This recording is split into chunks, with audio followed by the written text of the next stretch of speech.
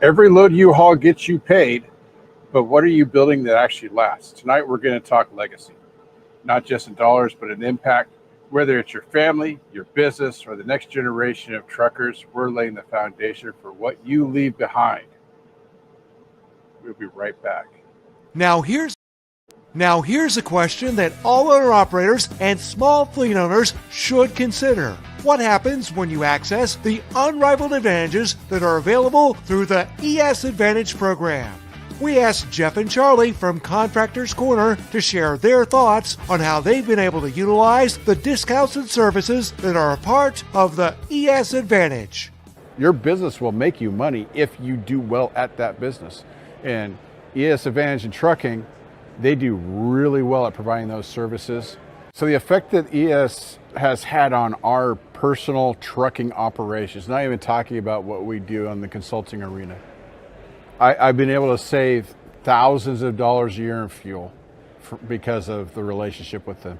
I have a new accountant that I work with, trucker CFO, that I learned about from ES Advantage. They're giving you that 10,000 yard kind of support from behind that creates a way for you to succeed, which is one of the things that we love, because anything you can do to help someone succeed is going to help them succeed.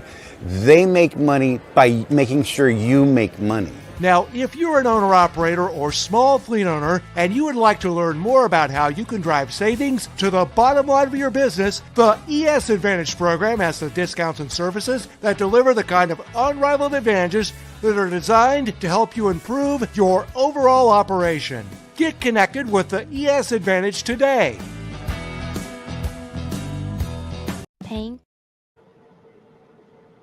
Hey, everybody. I'm not quite sure where Charlie's at tonight, so just bear with me here and we'll get through this thing together. How's that? First things first, let's see. Let me scroll up here. Oh, yeah. It's fun working off a laptop, guys. I'm just telling you. Looks like maybe Craig was number one. The Craig bot is back. The Craig bot is back. Charlie apparently was up there first, but he doesn't count.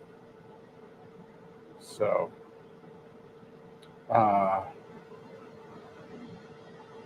let's see. Matt Nissen.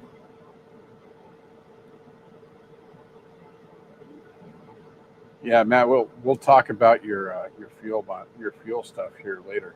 Yeah, for those of you that don't pay attention, the fuel prices did go up this week about 5 cents a mile, or 5 cents a gallon rather.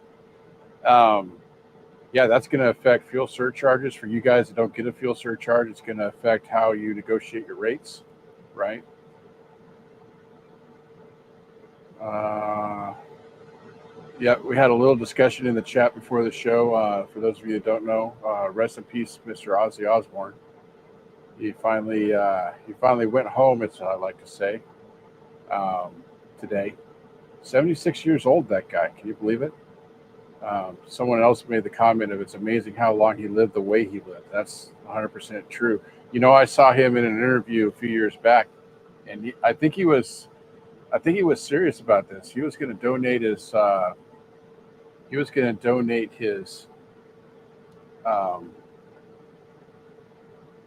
Oh, there we go. People are telling me I'm small. I'm short. That's true. Anyway, so Ozzy was saying that he was going to donate his body to medical science to figure out how he lived so long. And that was going to be his legacy. And, you know, legacy is what we're talking about tonight, guys. You like that? So we're gonna dive a little bit into this. You know, thinking about what our legacy is as business owners, as truck drivers. You know, it's a little different for us, I think. We need to define the legacy in the context of the trucking business. And a challenge for you all is to seriously think about what legacy actually means to you. Why does legacy matter more than ever in today's industry? You know, we have people dropping like flies. We have people coming into the business. It's not what they thought it was, things like that. And then we're going to talk about how to shift your focus from the daily grind to a long-term impact. So I am working off of a small screen, just so everybody knows. So give me a second here. Um, and I'll try to keep my eye on the comments as best I can, all by my lonesome here. Um, so, like a lot of things we talk about, folks, we're talking about a mindset shift, right? Um, most of us focus, I think most people in general focus more on the day to day. Did I make enough money? Can I pay my bills? Um, they're really mired in the hustle, right? And what we want to do is start thinking more along the lines of a legacy. Um, are you just surviving? Are you living from settlement to settlement? Or are you actually building something for the future? Are you building something for the next generation, whether it's your own kids or people that are coming into the industry? You know, I'm 52 years old now. And so I've been doing this for about 20 years.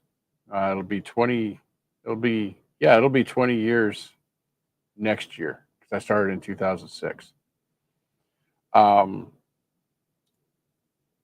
what are you building for your kids, for the next generation of truck drivers, for the next generation, period, right? So we want to start looking at things like letting go of short term wins, you know, and look more for those long term moves. Again, the class that I'm teaching in our school community right now is called Hero on a Mission. And what we spent a lot of time doing was looking out there at least 10 years in the future, even further, really, because one of the exercises we did was we wrote our own legacy, our own eulogy. Okay. Um, and to try and think that far out is there's a psychological issue with that, in that when you start, the further out you look at your life and where you want to be, the more your mind is thinking that's a whole different person. Why do I care about that person? So beginning to look at the long term versus the short term is a challenge. Make no mistake about that. So it's going to require a mental pivot from a reactive type life to an intentional type life. Okay. And Charlie just popped in, but he's not in his chair anymore. So I don't know what's going on with Charlie today. Maybe he's sad about Ozzy. I don't know. Um, yeah, full sin. He just popped in. I don't know. We'll get the full scoop here in a second. Um, but yeah, making that mental pivot from being so reactive to everything to being intentional. I like to go back to Viktor Frankl, um, and his logotherapy. And I know that's a big term and all that, but basically what it means is there's two things that control us. You have an internal control and you have an external control. They call it logos. That's where the term comes from, logotherapy. And the more control you have on the internal, the more control you have over your life, the more freedom you actually have. And so rather than focus on the things that are out there, already we've got some comments about the freight, Tim Ransom brought up, the freight, I can't even see that. There we go.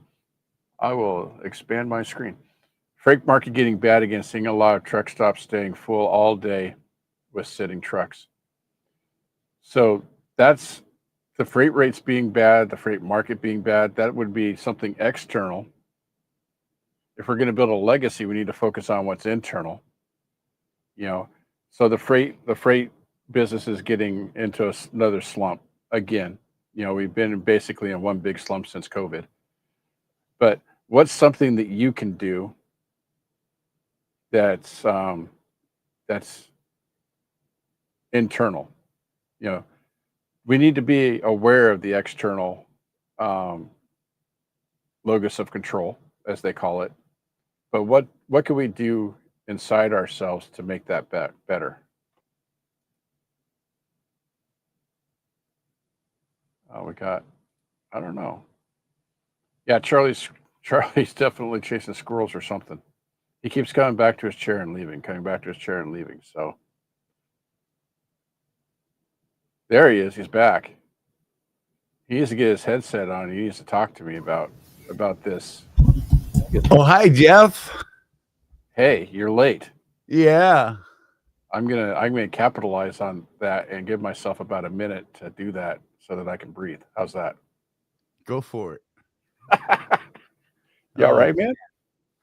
dude, that was look, remember I told you earlier I was having the carb shakes, right? Yeah. So I went to go look for something to eat, and I was like, I got all twitchy again. So I laid down on the bed next to my granddaughter because she was watching TV with Rosie and knocked the hell out. Oh wow. Did not expect it. Was just, trying to get past my carb twitchy stuff. Oh my God, dude. And then I left the phone off because I'm sure you called. I did. I had the volume off from our meeting. Oh. Failure. Hey, everybody. Let me stand up. Let me fix my desk here. Hang on. We're here. We're doing stuff. I don't know what the hell we're doing, but we're doing stuff. I just Sorry, got done man. talking Whoa. about what did I just get done talking about, guys? Segment 1, for those of you that have the list, which is just me and Charlie. This is what I just went over. All right. Yep, let me pull my list up, man. I apologize, Jeff. This is great. Well, the good news for Wimpy is that I don't see any graphics ready to go. So you save from that. It's funny. I had them already earlier, right? Uh-huh. And then yeah. Here we are. So Well, you look like you feel better than the last time I saw you. Yeah. No, definitely. I can't even see chat yet. My eyes aren't like right. That just woke up thing. Oh my gosh, dude. I was knocked the hell out, like legit gone. Yasmin apparently came in and woke me up at 5:30. And I'm like, yeah. And I swear I got up. Uh-huh. Yeah, clearly I did not. Well, as my wife likes to say, as the Donna says, you must have needed it. Right? Oh my gosh. Look at that, Wimpy. Take that. Oh, Wimpy. Sorry, bro. Yeah. And we did talk about Ozzy passed away today. Oh my God, that's crazy, right? Yes, it is. So, it's like before, he knew. Before the show, I had to listen to War Pigs. Nice. Yeah. Yeah, he knew, man. Look, they got that final concert out, and that's just insane. Well, did you know he was suffering from Parkinson's? Yeah. Yeah, I didn't know that until today. So let's see, where am I at? Oh gosh. Inside the mindset of legacy builders. I apparently have the wrong. That's great. I have the wrong show flow over here. How is that possible? I don't know. What the heck? You got the right graphics. Yeah, look, that's something, I suppose. All right, bear with me another minute. Good Lord. Apparently, I left the wrong one on my screen earlier. It's a win. I don't care what anybody says. This is great.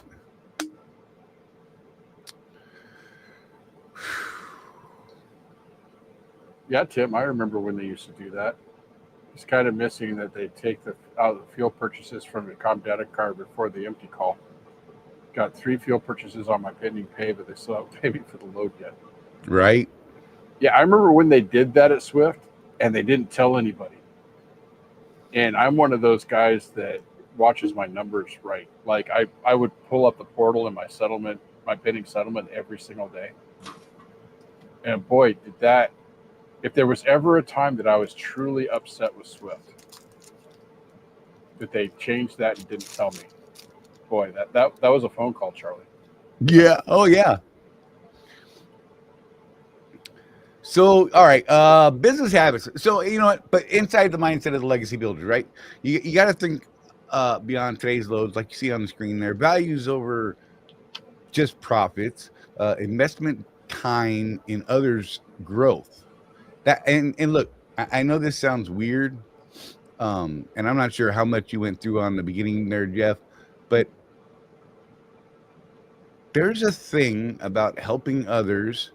And Jeff and I do this all the time, and we've been doing it for years. It's weird because it was never intentional. At least for me, it wasn't.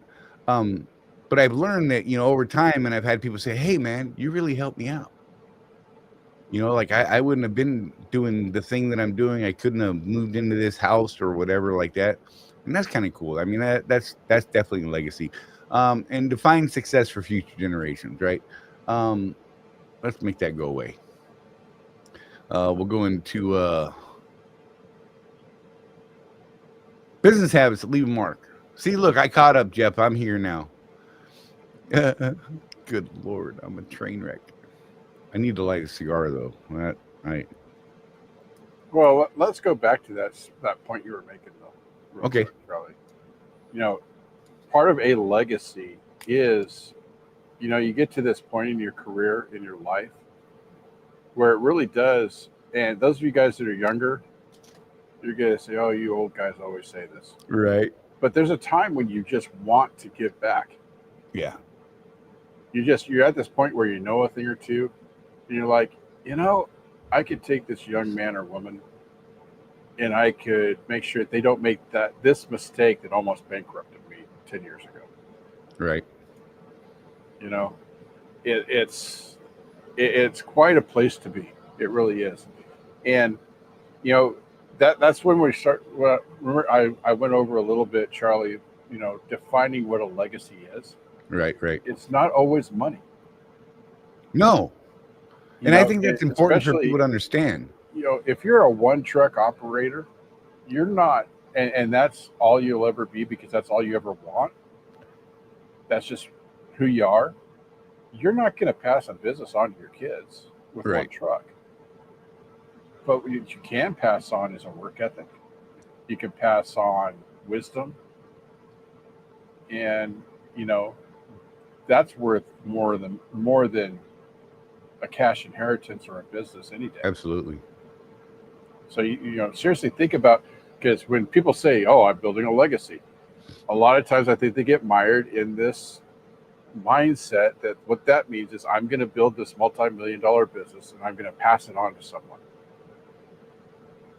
That's one of about 1 billion ways to leave a legacy. And yet that's what people focus on. And I just wanted to reiterate that's not always your legacy. Those of us that have kids, I've got 6 kids, right? They kind of are my legacy.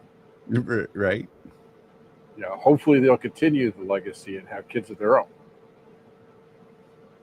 So those are a few things that I just wanted to point out. No, I dig it. And I think you're exactly dead on it. Again, sorry I'm late, everybody. My bad. But yeah, it's weird, right? Because we're of that age, and I mean, Jeff and I this week we're talking about this week and past week, people that we know that are going toes up, right? And like some of these people are younger than us, and we're like, oh man, that's crazy, right? And I mean, it hasn't been our hey, thanks, status. It hasn't been our driver to actually build the legacy. Well, again, it hasn't been mine. It's just something that was a byproduct of what we've been doing. Jeff and I like to help people, things like that. And that's just where we are. Jeff touched on, legacy in your kids, teaching that work ethic. I mean, that's where I got it was from my mom. She was like flat out. I mean, from day one, I was like 8 years old, I think, when I got my first paper route, maybe 7. I don't even know. And she's like, look, whatever job you're doing, you do it better than, you try to do it better than you can do it. Right. And just always be good at what you do. It's, I don't know, man. And it's just always stuck with me. Right. and I usually do real well. In past jobs, there's a couple that were, you know, not great, but for the most part, my entire working career has been trying to do better. I don't ask for a raise until I've done more. I don't expect a raise until I've done more. And then, a lot of the raises I got over the years were like, wow, didn't even see that coming. I was just doing my thing. Mm-hmm. So that's cool. Documentation, delegation, education. We're talking about business habits here that leave a mark, core habits, creating repeatable systems. Jeff and I are constantly talking about systems, for every little thing that we do, our fuel purchasing, how we work that into our pre-trips, or our pre-trip time, or, the early start of our day, checking those things throughout the day to make sure that, hey, we're still on track for that. Leading by example for the next generation. Look, there we go. Right. It's far too often, I'm sure Ida could attest to this, I'm sure everyone here can attest to this, that we see people doing things in our industry here, and we're like, why, what the hell was that? That wasn't a pre-trip. They literally woke up, opened the curtains, and drove away. Yep. I see Right? that almost every day, at least once. Yeah, like every day. Yeah, for real. If you're in a truck stop or a terminal or whatever, you're in a yard where there's other trucks, you're going to see it every single day. All you got to do is open your eyes, just hang out for a couple minutes. Someone's going to do it. And I don't know, man, it's kind of a trippy type of thing. Again, I guess the leading by example thing is something that I try to do, particularly when I was a mentor in the Swift training system.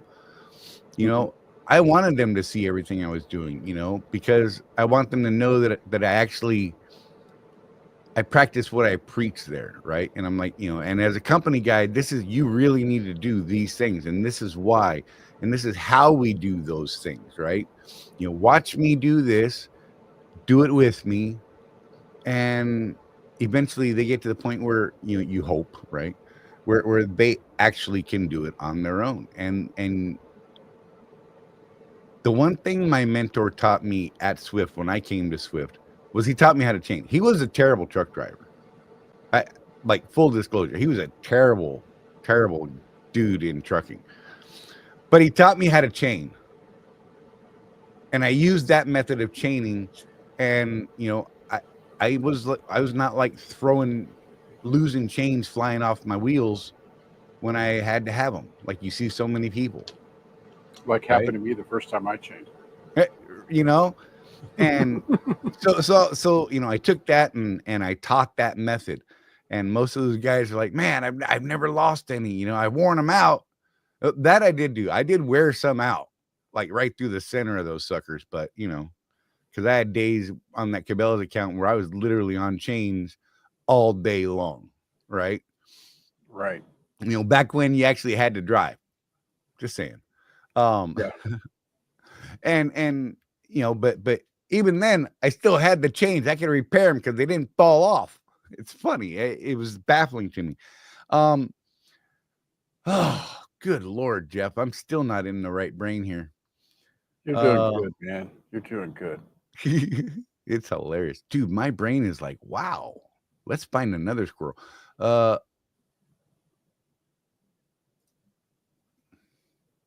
did Brian say there? Good lessons for a spot market operator is to know when to deadhead out of an area like Florida, 90 cents a mile. Might cover the fuel, but doesn't cover time it takes.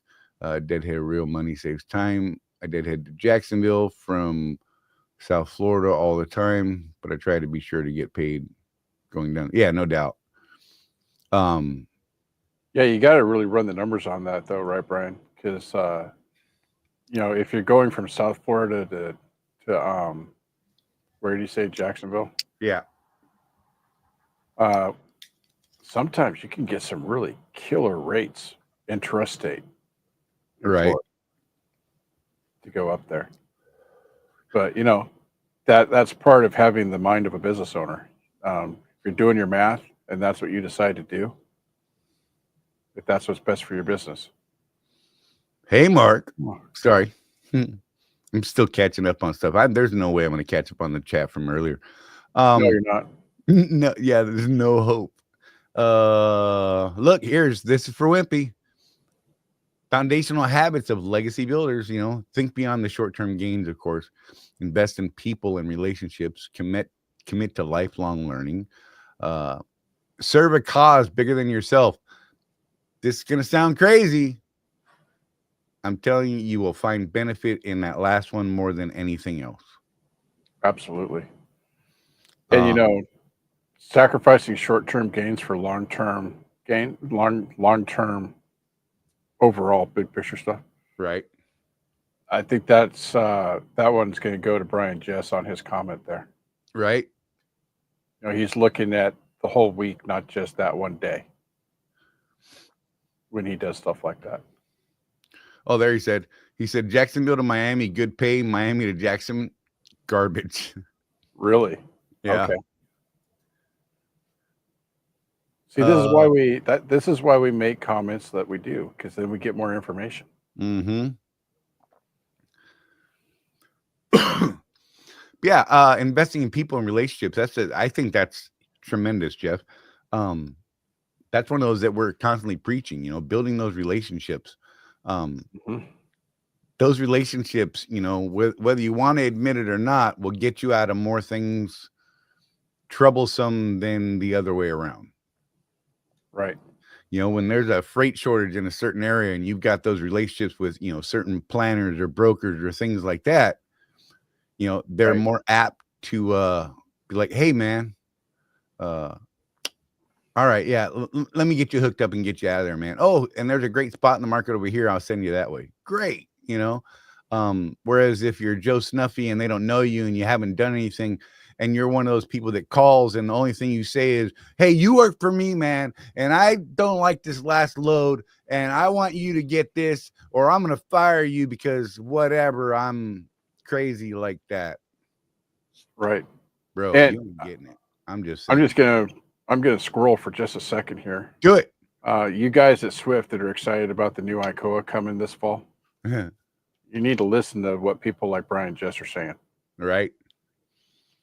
Because that pay package is a percentage of spot market in that lane for the last however long. They'll explain it more when it actually comes out. But, if you're going to go to a percentage type contract, pay attention to what guys like Brian Jess can teach you. One of the things I already know it, Charlie. Yep. But there's no deadhead on any of that. Mm-hmm. Nope, there's not. It's an all-in rate for all your mileage. You Yep. decide if it's worth it or not. There's no fuel surcharge. Well, it's built into the rate. Right. Just like it is on spot market freight.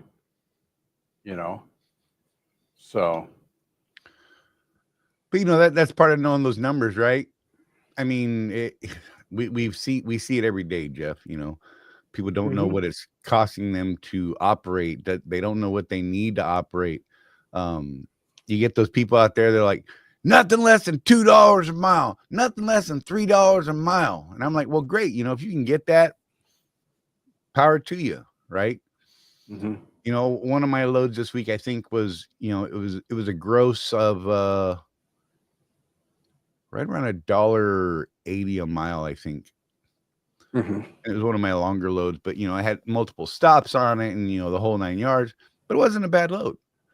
I averaged, I ranged from like $1.80 down to $1.65, I think is what it worked out to. People look at me and they're like, dude, that's garbage. And I'm like, dude, I don't have the overhead that you have. Right. You don't have cargo insurance. You don't have auto liability. You don't have this. You don't have that. But if they don't know their numbers and they get on that load board with the percentage stuff, dude, it could be a train wreck or it could be heaven.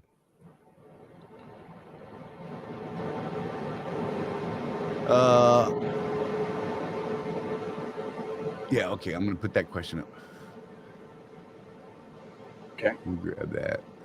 What's one business habit you wish you started earlier? I think you guys should have a couple of those. I would think. Yeah.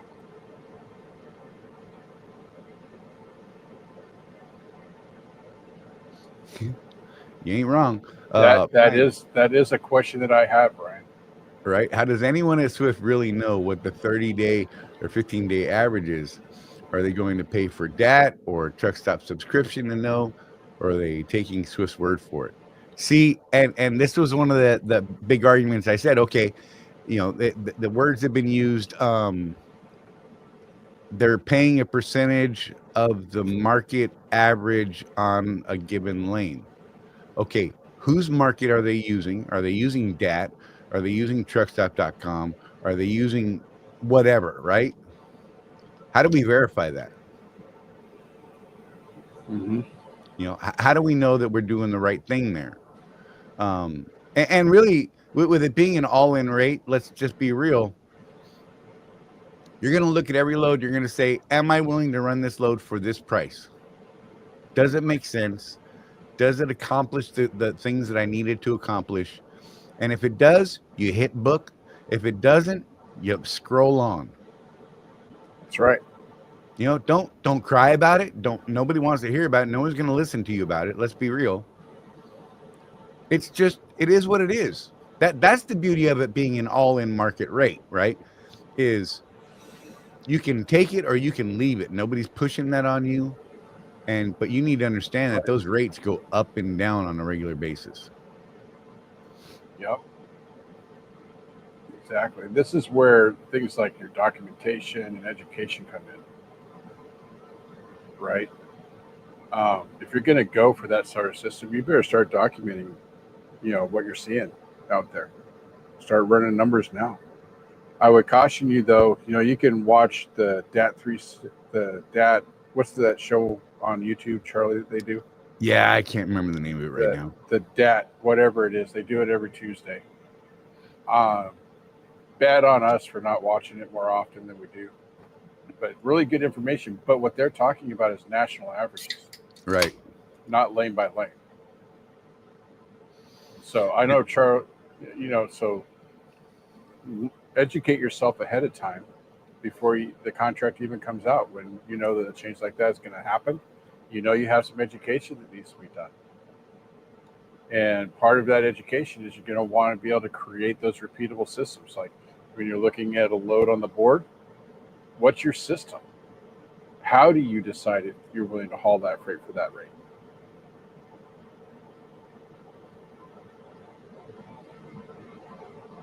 Are we good? Yeah. I was reading Kim. He said it's supposed to be whatever the rate is. It was posted when you booked it. But see, I question which market are they using? Whose information are they using? Because over the past year, as we've discussed this with Swift, we don't quite understand what their calculus is. Right. Because we've heard at least three different iterations of the calculus. So it just depends on how they're going to calculate that. We have been very vocal about the wording that they use. Yes. They seem hell bent on using the word percentage program because people want percentage pay, right? Mm-hmm. And there's a real simple fix to that. There's downfalls to them saying, "Oh, it's a percentage program." Yeah. Right. Okay, it's a percentage of what? What's the percentage? What market are you using, and how do we verify? I need to see the rate cons. So it's like, no rate cons. So they said we're going to pay a percentage of the market average for the lane. I'm like, and from the beginning, we're like, just decide what the heck you're going to pay for the load. Make it an all-in rate. People can take it or leave it. It's simple as that. That's just how business works in the U.S., right? Yep. I'll take that load, And maybe Jeff wouldn't take that load because he doesn't think it's enough to cover what he needs to cover. That's fine. Yep. And guess what? There's nothing to compare to. There's no rate con to look at. I said, I'll take it for that amount. That's it. Plain and simple. What a simple contract for pulling a load. Will you do it at this rate? Yes or no? You know?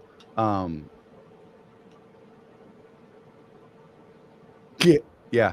That that's actually a good comment. Dilo, Swift has been good to me. That said, they're using a Swift calculator that only equals whatever benefits them, just as any corporation would. Right. Delo, by the way, is a new member today. Oh, yeah. She got that last week, right at the end of the show. Oh, okay. So it's just not showing up today. Yeah, it was gifted by Amy. Yeah, it was a trip. Okay. No way. Actually, Dilo, it's because she just claimed it last week. She was actually one of the first ones that got one, I think. Actually, that's funny. Anyhow,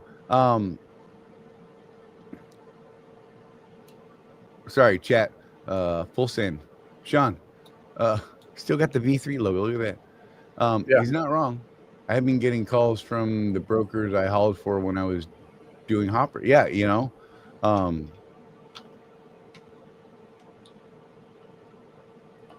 Yeah, building those relationships.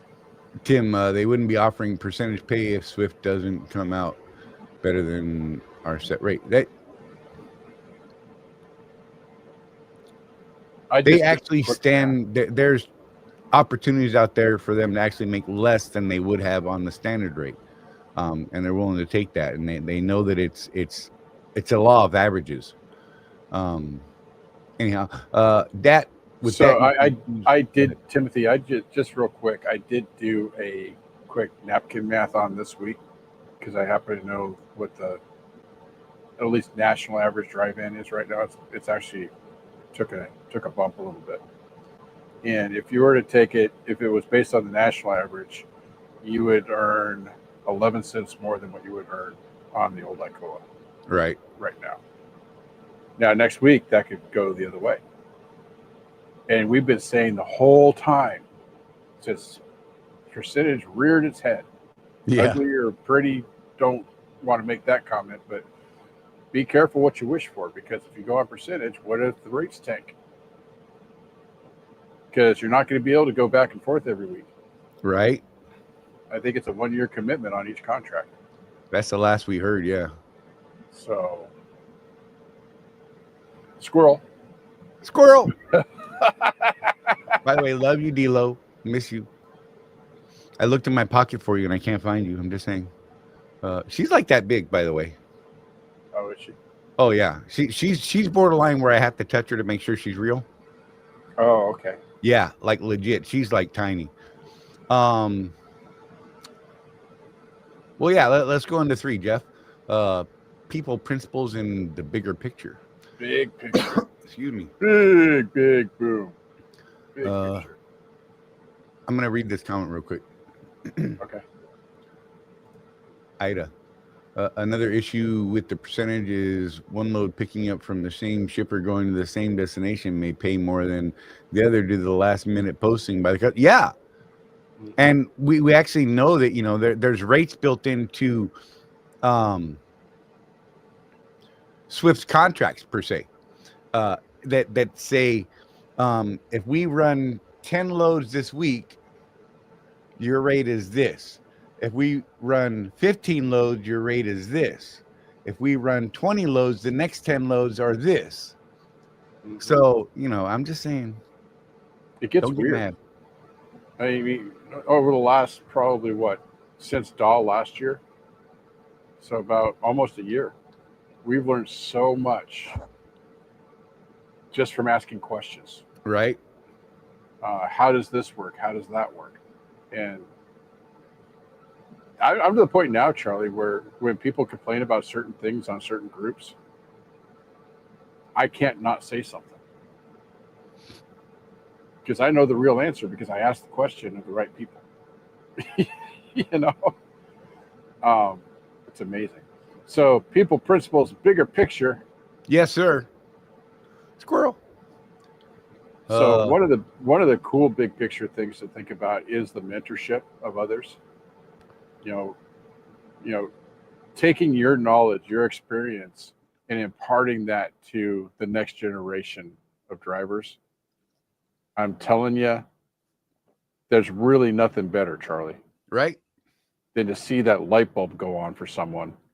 Oh, if I just do this little thing, then my life gets that much better. Really? Yeah, yeah, it does.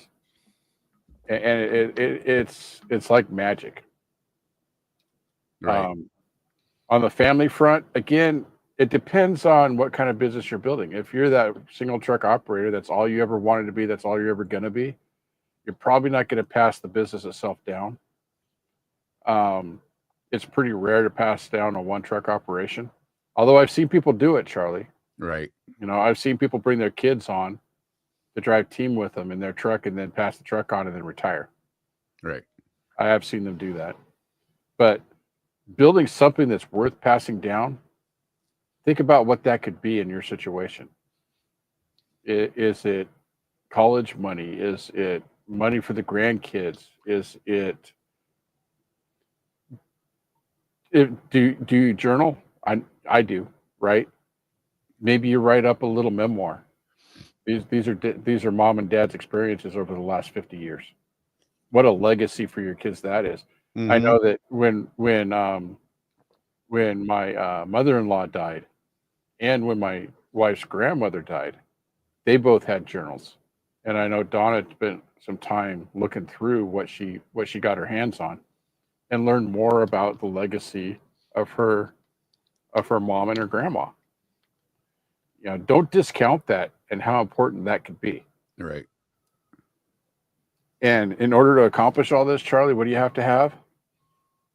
You got to have vision, right? You decide what your story will say when it's told. It's 100% up to you. I know this sounds woo-woo to some people, and I guess kind of it is, but we really do, especially in the Western world. Right. We have the opportunity to write our own story. Take that opportunity. Right. Before you came on, I was using big words, Charlie. You wouldn't have liked it. Oh God. But this idea of internal and external logos of control. Right. From Viktor Frankl. Mm-hmm. The more we take inside ourselves, the more we, again, we need to pay attention. It's kind of like Charlie and I in politics. It's not that we don't pay attention, guys. We do. We absolutely pay attention. Oh, yeah. But we don't dwell on it. Right. That's the difference. I could say, oh, Trump's doing this thing that I like. And then next week he does this thing that I don't like. Right. And then the next week he does another thing I don't like until we get back to a thing I do like. Right. That could drive you nuts. For real. But what I focus on is, okay, they're doing this thing in Washington. How does that affect me in my life? A lot of times, I'll tell you a secret, Charlie. A lot of times, it doesn't affect me at all. Right. Okay. So there is no action. People are up in arms about all the time. They're like, "Oh my God, why is he doing this?" I'm like, "How does that affect you?" Yeah, it doesn't. Now, things that do, I take it inside myself and I say, "Okay, this thing is going to happen." Right. I'll give you an example. E-logs. How many people just hung up their keys because of e-logs? Oh my God, so many. You know what I did? I learned about e-logs and I said, oh, we're going to have to do this thing. Well, I can either choose to quit because that's the only option if you don't want to do e-logs because it's the law, or I can learn how to use my e-logs. Look, I came to Switch in 08 because I figured they were one of the biggest ones out there and that they would be rolling that way sooner rather than later. Mm-hmm. So that's one prime example. I took it inside myself and I made a decision And to this day, I'm still driving truck. I made that decision.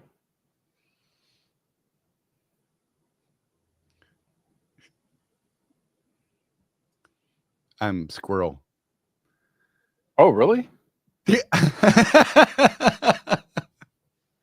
Damn it. Okay. Derailed my brain.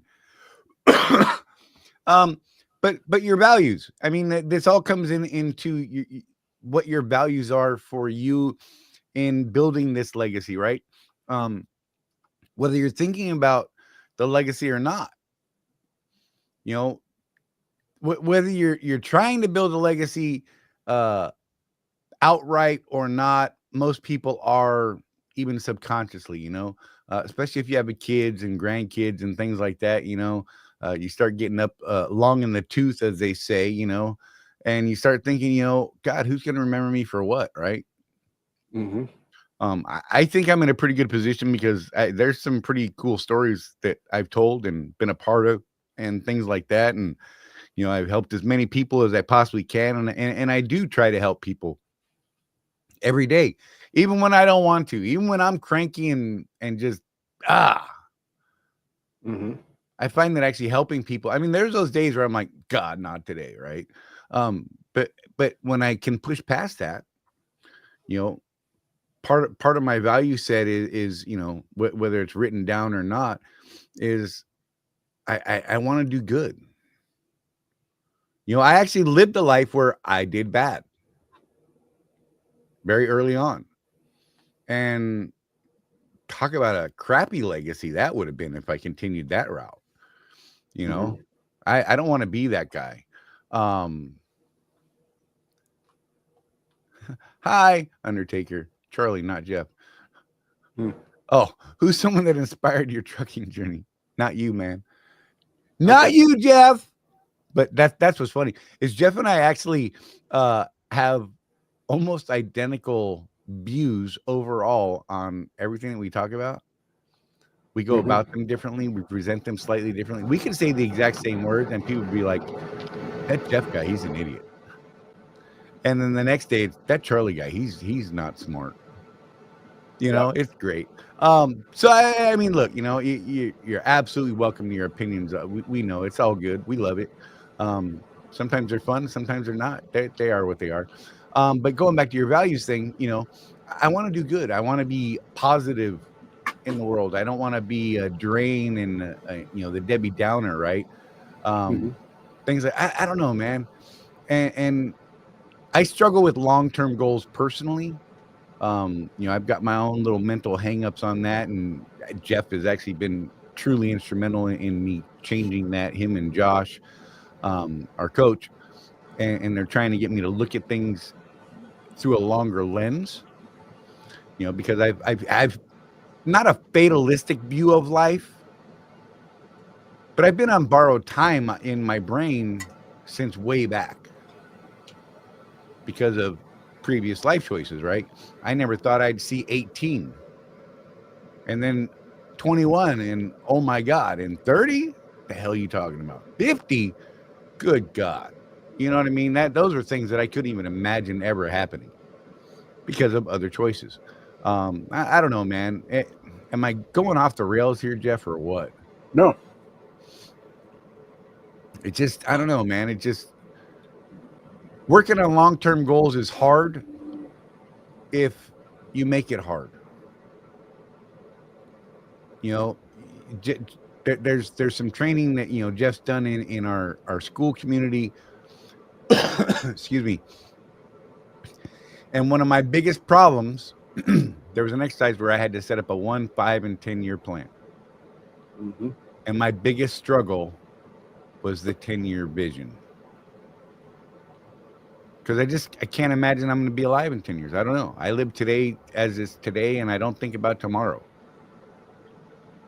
You know, it's not that I have cancer or something like that. I just know that my days are numbered, and I looked at it a different way. And Jeff's like the exact opposite. Jeff's like, in fact, Jeff, let me have you break it down because I like the way you say it, and I will screw it up. I live my life like I'm going to live forever, like literally, not in a delusional way, but I want my last day on this earth to still be working towards that ideal self. Right. And so, um, I don't see things like we did the eulogy exercise, which was really hard for me, always has been, because I don't think in terms of I'm only going to live to be 80, 85. Right. Um, I just assume that I'm going to keep on going forever. And so I do make plans that are, I will still have a 10-year plan when I'm 80, because who knows, I might live longer than that. Since I don't know when the end is going to come, Right. I just choose not to worry about it and just live life as if I'm going to be around forever. I know it sounds weird because that's totally counterintuitive to what most people say. See, look, Brian's got a legacy already, right? And I'm sure most people actually have a legacy they may or may not be aware of already. But with Brian, he said, I've given my adult life to working hard and making an example of why working hard matters. I've had past employers and friends tell me that my drive to succeed inspired them and made a difference. See, I think that's a legacy. yeah, that is absolutely a legacy right there, and I like when I fall into that, when I realize it later or things like that, or someone comes up and says, hey man, thanks so much for doing these things that you do. Watching you talk to that person and help them out, and just kind of freely giving, right, at my expense, sometimes at our expense, Jeff. But it leaves a good spot in your heart and your soul, I guess. Yeah,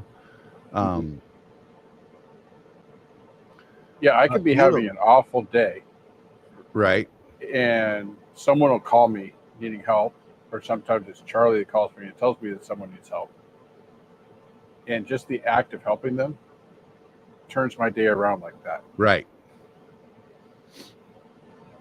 See, D-Lo's like, Barry Admiral. I live without plans or purpose, just joy and the bad that comes with it. But I think you do have purpose. Mm-hmm. I think you're actually fooling yourself saying that you don't have a purpose, because you absolutely have purpose, D-Lo. I'm just saying, I know you well enough. You got purpose. You may not see your purpose, but I believe there's a purpose. The legacy triangle: people, principles, and purpose, right? These are the things that will create that legacy. The people you've touched, the lives you've touched, the principles you lived by, and the purpose that drove you there. Is that a good way to put that, Jeff, just to break it down like that? Yeah. Spot on. Tito's busting me out. No gaslighting, sir. No, I'm not gaslighting. You know me better than that. You definitely know. Legit, like, you're there, you have your kids. Your purpose is to see your kids do better than you. I know you support that. That's a purpose. I've seen you go out of your way to help drivers. There's purpose in that. There's those asshats that drive you nuts, and yet I've still seen you offer them help. So you can't fool me, lady. I got your number. You ain't getting out of that one. You have purpose. I maybe I know you better than you think I know you. I'm just saying. And Ida, I think, would back me up as well on that, because Ida is smart most of the time.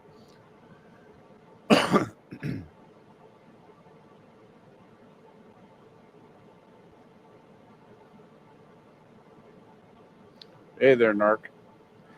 Hey, Mike. What's up, man? Glad you're here. D-Lo look, I'll give you that one. Your pyramid is correct, and I know I do more than I say, but no need to brag. But that's, we're not saying that people should be bragging, right? Right. We're simply saying that that it's one of those things that, whether you know it or not, you're leaving a legacy. And I think it's important for people to understand that, you know. When you think nobody's watching, they usually are, you know. And what are they seeing at that point? Are they seeing you be an asshat? Or are they seeing you be a good person, right? And I think more times than not, my goal is that I want them to see me be a good person, because that's what I want to be, you know. I've got my moments where I'm just like full crazy. It's over. You can't win today, you know.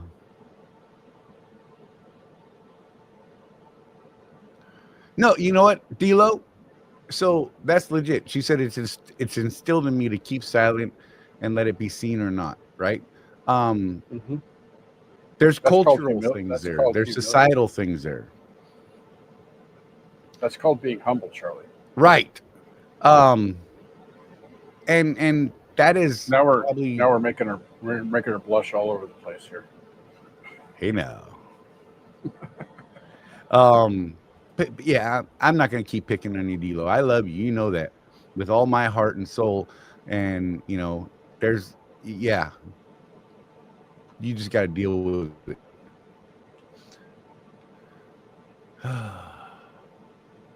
Oh, we got the chat going by, don't we? I do not blush. Yeah, you do.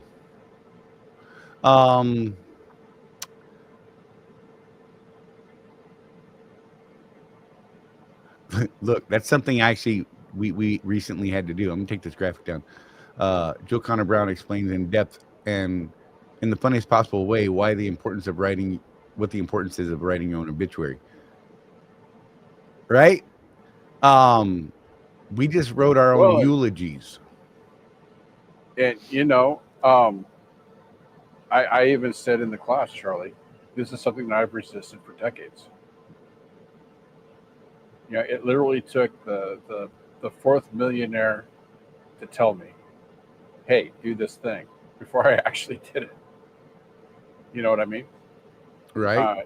It's and you experienced it, Charlie. It's an uncomfortable thing to do, but it's also important. Yeah, it was very hard to do. Like, it was very hard to do. That's a weird exercise to do, but it's kind of a cool one when it's all said and done, right, Jeff? I mean, yeah, you're like, oh. And then, you know, once it's done, here's the thing: once something like that is done, it's not done.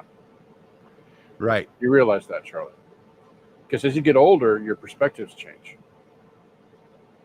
They do, just because you have more experience. So it's a living document.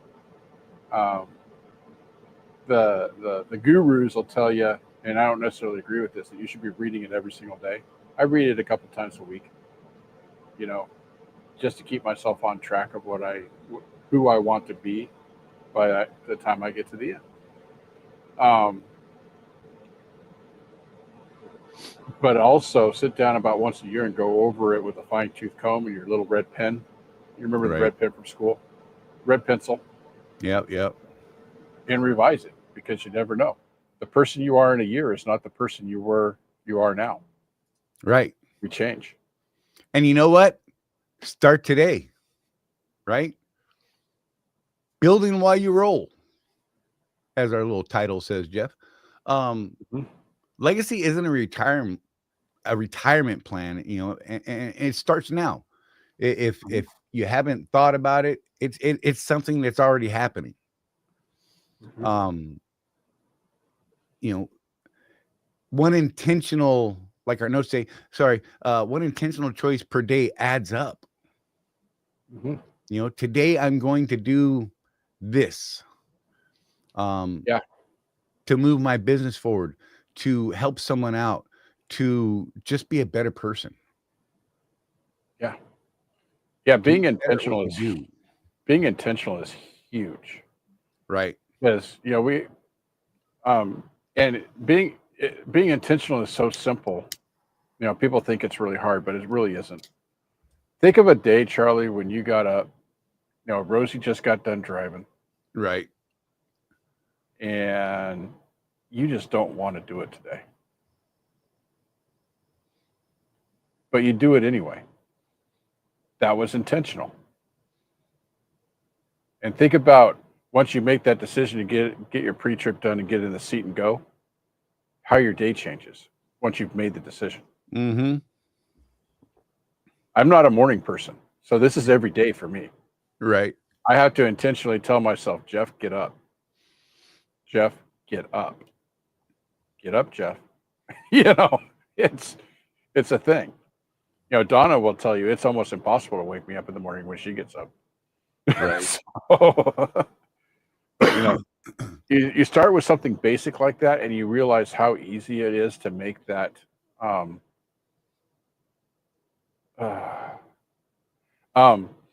just saw a comment that I had to sigh on. Yeah.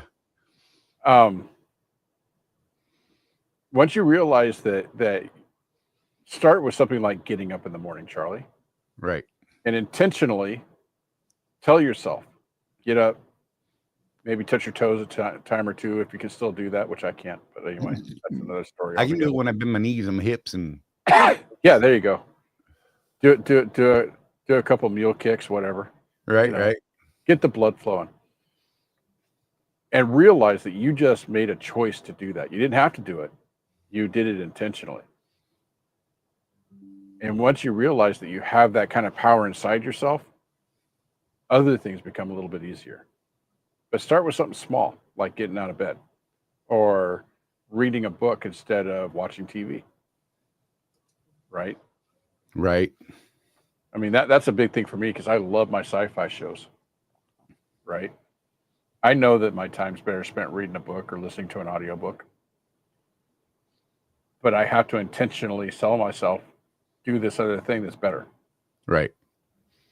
And then reward yourself. A lot of times, Charlie, I will read my business book for 20 minutes or so. And my reward is I get to watch Foundation now. Right. You know, it's but giving yourself that little bit of a reward after you've done something intentionally, I think that's part of the key. Yeah. No, and you know, those small changes create big impacts later on. You may not notice it now, but you will notice things later when you start building that habit and living intentional and living for a purpose greater than yourself. All these things, they all will lead to a legacy down the road, and your life will be better for it. Yep. You know, I'm going to lean on James Clear again on this one in his book Atomic Habits, because that's that whole book. He analyzes what little 1% gains do for, like, say a sports team. Just little 1% gains that add up over time. Really small things. You know, he said that the British cycling team, and this one kind of struck me as kind of an odd one. One of their 1% gains was experimenting with massage gels to see which one actually fostered faster muscle recovery. my brain was not going there. Yeah, I know it wasn't, but that's because you're you. Terrible. Terrible, man. But think about that. You know, something as easy as the sports therapist Right. changing which gel they use. Yep. 1% gain. And you know, they went from the losingest cycling team in history to winning the Tour de France like 3 years in a row. Right. So Yeah, those little Little changes, you know, change. just to retouch. Little changes can equate to huge impact. You know, absolutely. and in the RWE community, we talk about profits, mindset, and legacy. We're not just growing businesses. We're building lives that matter. At least we're trying to, right? Join us and let your legacy start rolling at www.rwedrive.com. And we'll be right back. Check it out. You're either running your business like an owner or like an employee. And if you're stuck in that employee mindset, you're leaving money on the table. Company drivers wait for direction. Business owners create opportunities. Company drivers chase miles and just drive. Business owners chase profits and know their numbers. Want to run a real business? Start tracking your numbers, know your cost per mile, and start saying no to bad loads. Drop "I run a business" in the comments if you're done thinking like an employee. If you want to take this mindset shift further, join the Road Warrior Entrepreneurs community at www.rwedrive.com, where we have profit boosting strategies, coaching calls, and real road warriors winning together.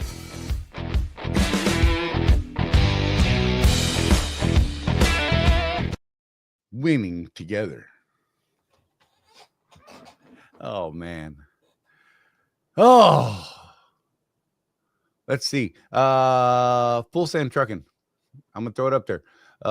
Hey, Narc, hate to do it, but I just had a back pressure valve replaced, and now my truck regens like 2 times a day. Is this normal, or am I looking at other problems due to the back pressure valve failure? Wow. Oh, and it's a PACCAR MX-13.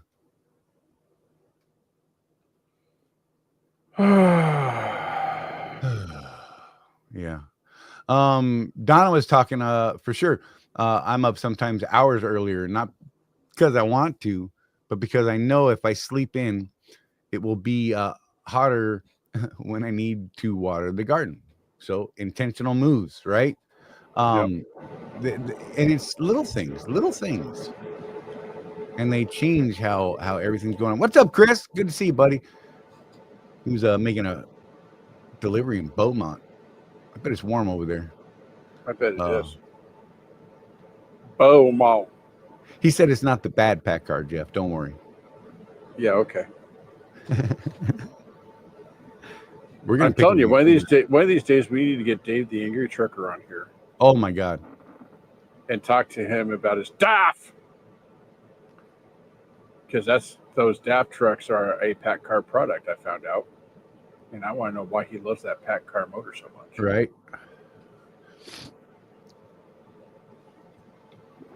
I think it's the different emission standards and things like that, you know. Yeah, where is Jeff at tonight? Carlisle, Pennsylvania. Carlisle. Surrounded by Amazon, I'm sure. Oh, dude. They have taken over this place. But hey, the truck stop was able to afford, probably because of Amazon, right, to redo their parking lot, which is nice because I haven't been here in over a year. And boy, it was tank traps last time I was here. Just tank traps. Chris Hamilton, it's 97 and sunny, but it's a dry heat.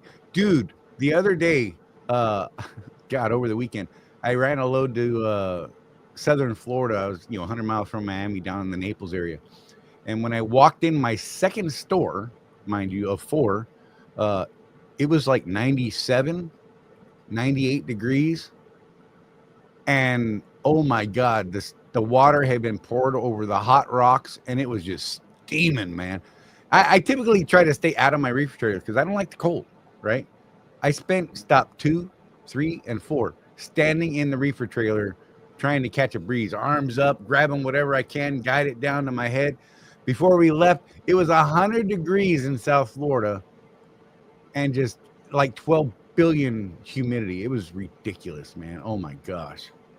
And yesterday when we were driving home, I was talking to Jeff, we ran 97 degrees almost my entire driving shift once we were done with our stores, almost all the way back to Florida that way.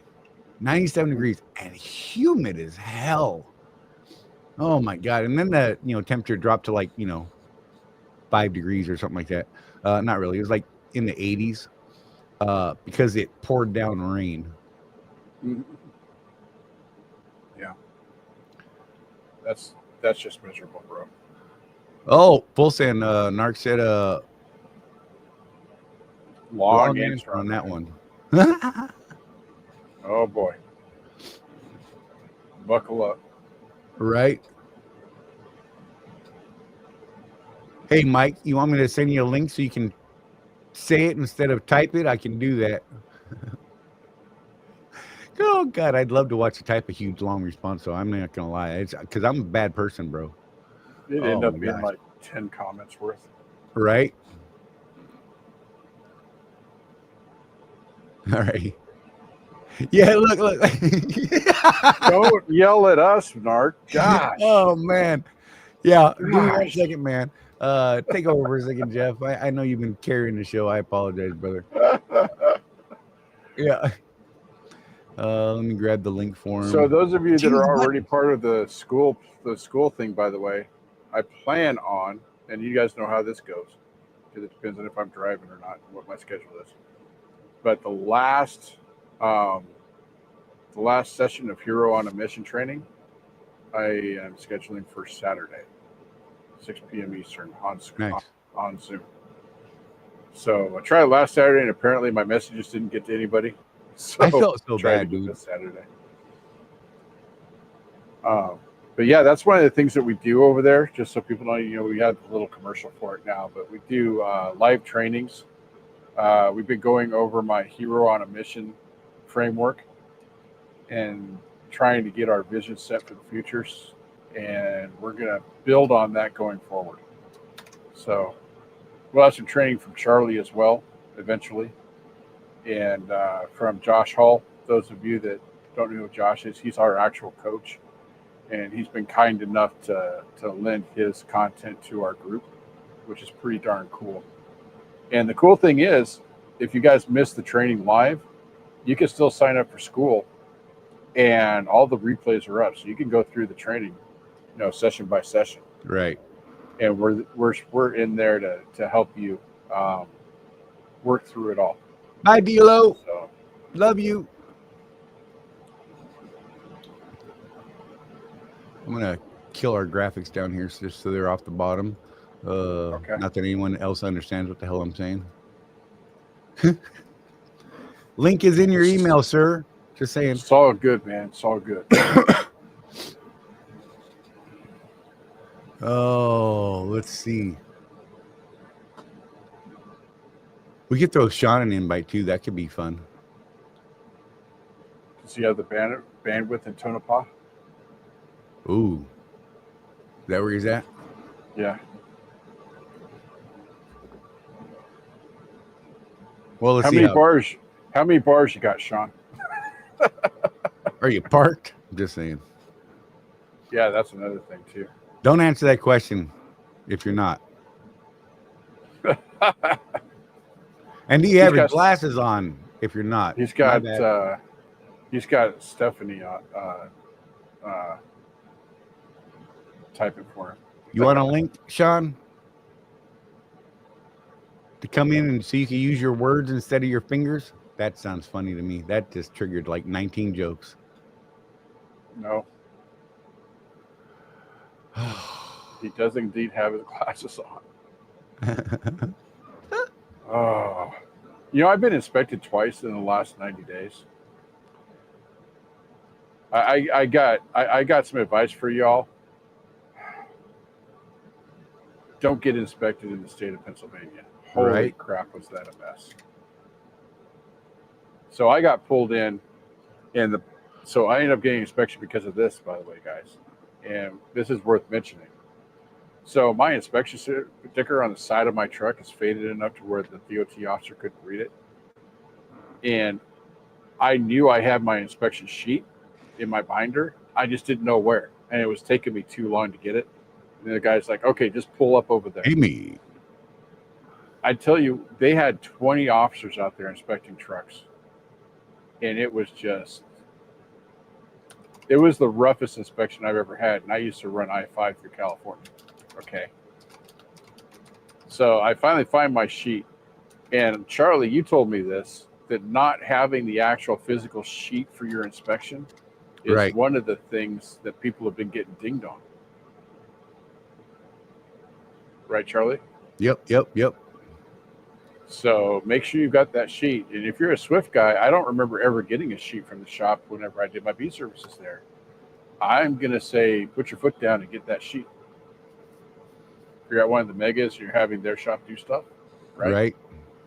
Hey, there he is. Hang on, Narc. I think I'm going to send Sean an invite too, so you guys can actually do your thing. And because you're good. That would be better. That will even be better. Him try to type would be great too. Good. For everybody that knows, I'm in the middle of feeding chickens and nice honey smacks, so they're about to get a They love Amy, honey's thank you, mango. sir. Appreciate it. Gifted out those 5 memberships, and that's awesome. I appreciate you, sir. We'll catch you on the replay, brother. Sean, text me your email address because I can't find it off the top of my head, and because I'm not smart. You're not even on your game today. Dude, Hold I on. am so far off, it's ridiculous. Did you see the first part of the show, Narc?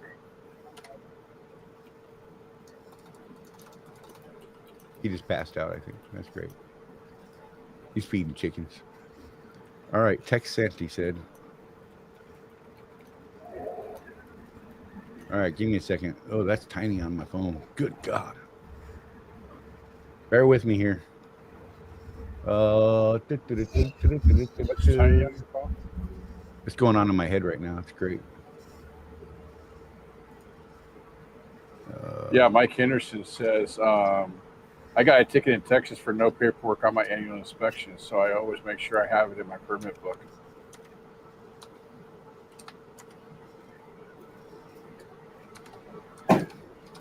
Okay, I'm back.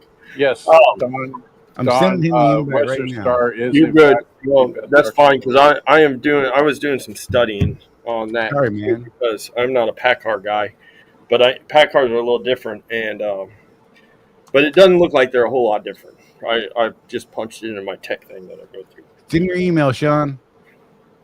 Which, FYI, I know we've said this, but we'll just repeat it again: is as long as you have your your Google AI set up, right, you can punch in anything and be very specific, right? Right. MX13 PACCAR, back pressure sensor, or DPVF or whatever, and it will pump out.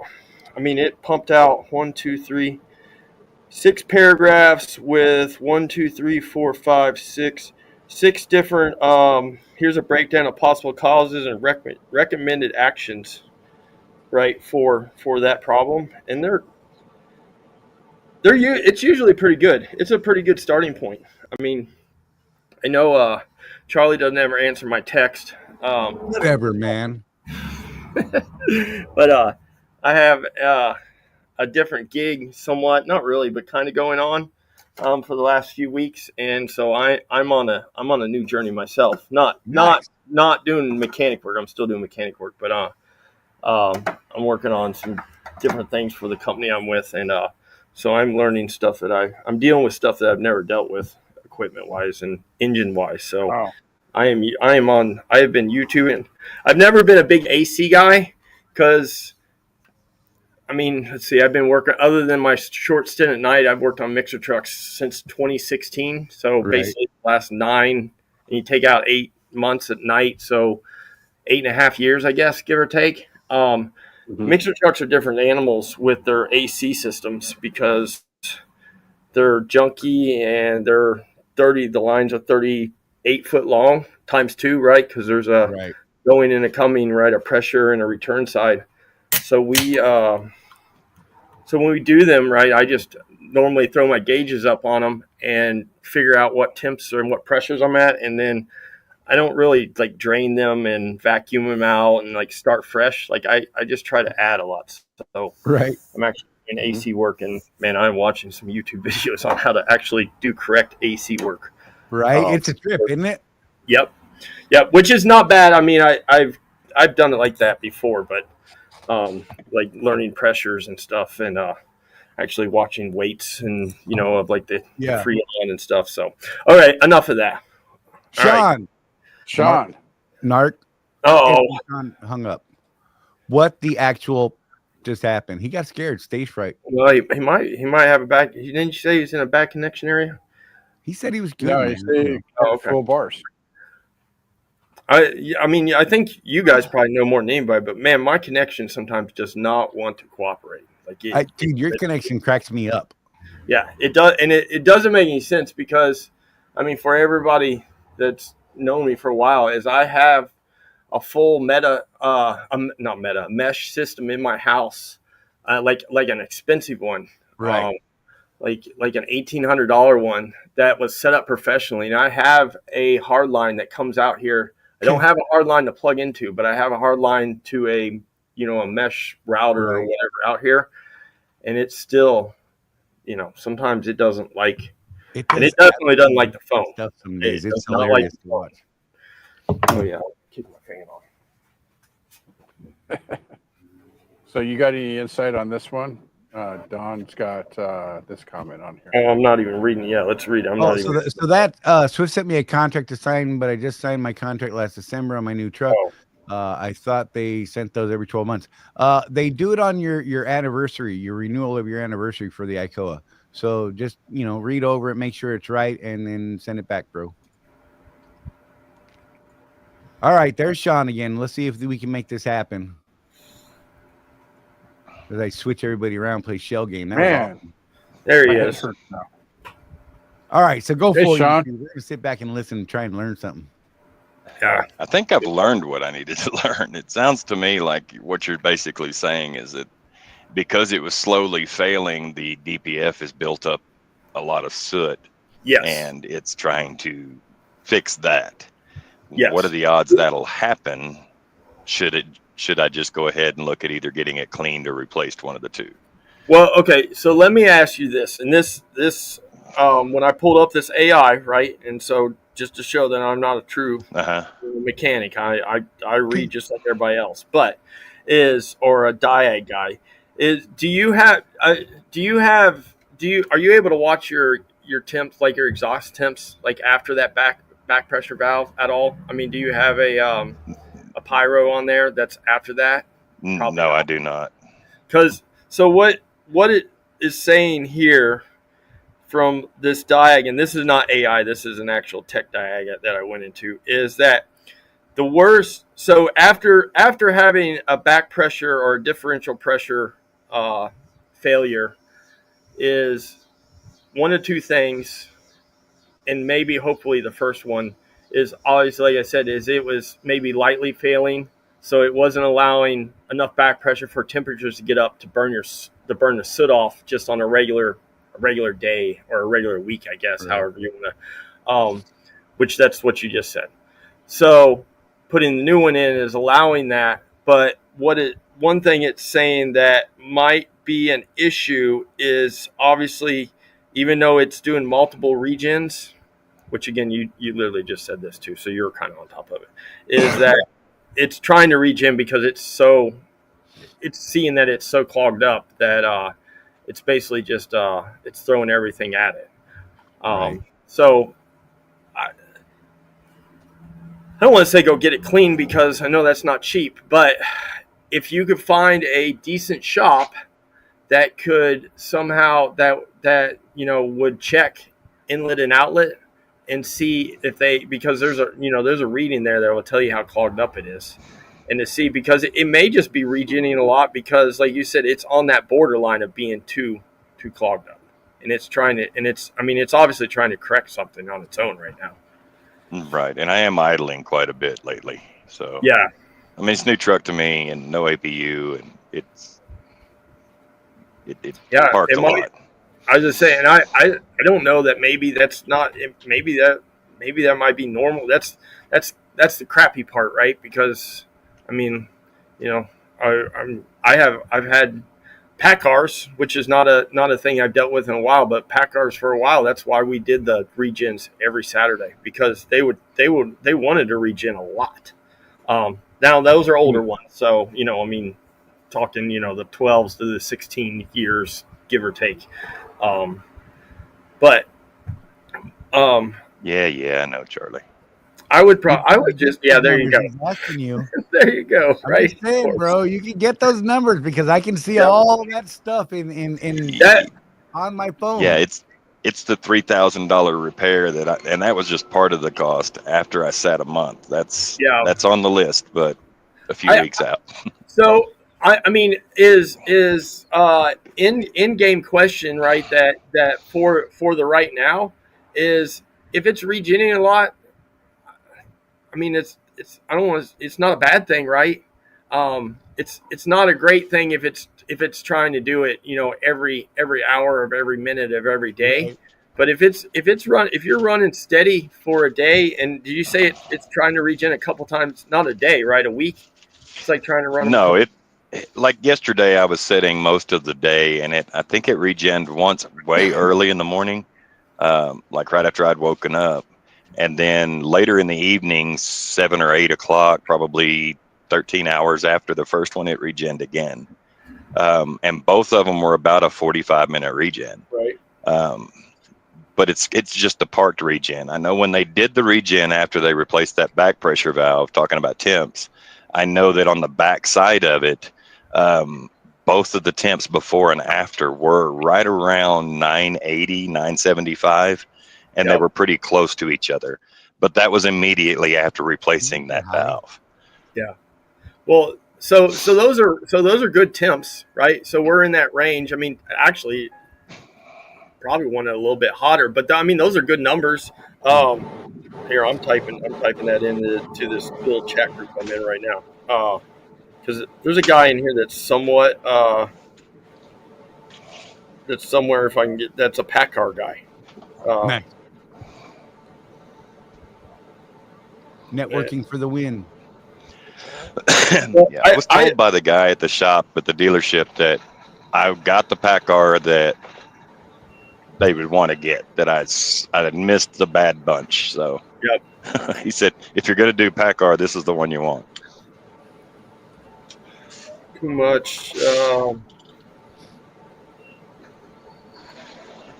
Okay, so my thought was, and I mean, I've heard this before. I'm sure maybe everybody's heard this, but my thought was that on running too many regions, obviously getting it, the filters hot, all the components per se.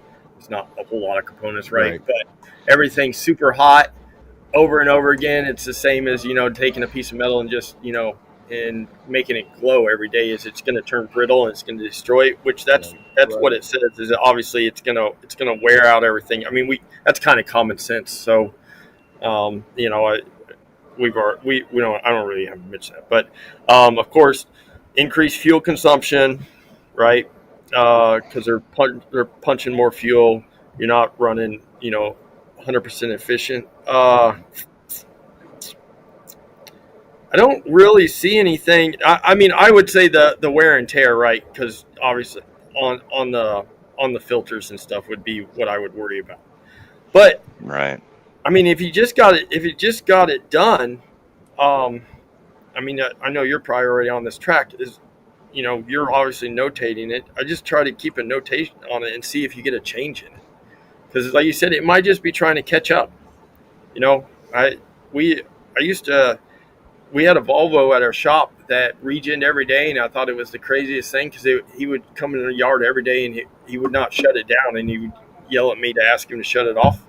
And it regened every day, and it was a new Volvo. We kept new Volvos, and he pulled heavy, right? I mean, he did a lot of idling, and they pull heavy. And I don't know, we never had an issue with it. I don't know of any time it went to the shop, and that was a year or so long process. And they, still running, and it quit doing that. I don't know the reason it did it, but it was under warranty. I never touched it. I just shut it off. It takes longer than normal. If you had one of those diagnostic tools, you could also just, run a forced regen. We tried that. I tried to do the parked regen myself, and it didn't work. We took it to Love's and tried to get them to do a forced regen with their computer, and it was doing the same thing. It would run about 15, 20 seconds and then shut down. It wouldn't continue. And that's when I got to the dealership. All of the God, I can't remember the name of what that process was, but I have a parked regen which I can start on the dash, right? I have a forced regen which I can trigger through the computer, and then there's a step above that takes about an hour and a half, is what they say, that cleans out and resets all those, the whole system. I sorry, I can't remember what the hell it was. So maybe that's, I don't know. Everything on here is saying, which I mean, I don't know. 45 minutes to an hour is what has always been considered. I'm sure that's the same for most of you. What everybody's considered a normal regen. So if it's running 45 minutes, and I mean obviously not set like on a timer and shutting down in that, maybe it's just. I mean honestly, maybe it's just catching up. Okay. The that next would be. simple question is Yep. the idle speed on this, is 600 too low? Do I need to bump that up if I'm idling? Should it be lower? No, I don't. Or is that pretty safe? I think you're pretty safe. What is Yeah, I know what's it? that's fuel What is consumption, it? but anyway, I know it's a Packard, but is it Kenworth? It's a Peterbilt. What is it? it's a Kenworth 680 21 version or 21 model. Yeah, no, I don't think 600s. I mean, I don't know. Everything now seems like it runs at idles at 750 or 800, which I think is somewhat high, right? Seems like it's Yeah. high idling. But I don't think, if you're not seeing any issues, I mean, I don't at an idle with no engine load, right? I mean, with just running your normal parasitics, right? Your alternators and your fan every once in a while, and I don't know. I guess your fan clutch for your AC. Right. You're not drawing any. You're not drawing any juice from the motor per se. So 600 shouldn't be lugging it. I would say you're all right. I don't know. I assume on the Davy deal on Davies, you can idle that. They can go in there and pop that up if you wanted it to. Pop it up 50 RPMs or something. I can increase the RPM with the cruise control on this truck. Oh, well, there you go. Well, so obviously fuel consumption, and I'm concerned about Right. that anyway. The problem is the truck's got 490,000 miles on it, and I've had it. I've been on the road. I left the house, and 2 miles out of the house, it started the regen derate thing. And I'm like, it'll regen going down the road. So we kept on going. Got from Sherman, Texas to Gainesville, tried to do a parked regen, couldn't get that done. Drove to Denton to get them to do the forced regen. That didn't work. So I went ahead and drove to Wichita Falls and waited on the dealer. And that's where we discovered the codes into the back pressure valve and noticed that the back pressure valve had been tapped on. So I don't know a whole lot about, it's just been the road the last week. Yeah. So I'm still learning the truck myself and the quirks and all of that. Yeah. Well, and the reason, which you found out is, I don't know why. And PACCAR, again, not the most thing that I'm familiar with, but is lots of systems. If there's any kind of fault, it won't let you. If you're not running like a Cummins Right. Insight or something, they won't let you regen. It won't allow it to do a full regen. It will kick it. The computer will kick out. We have a cheap.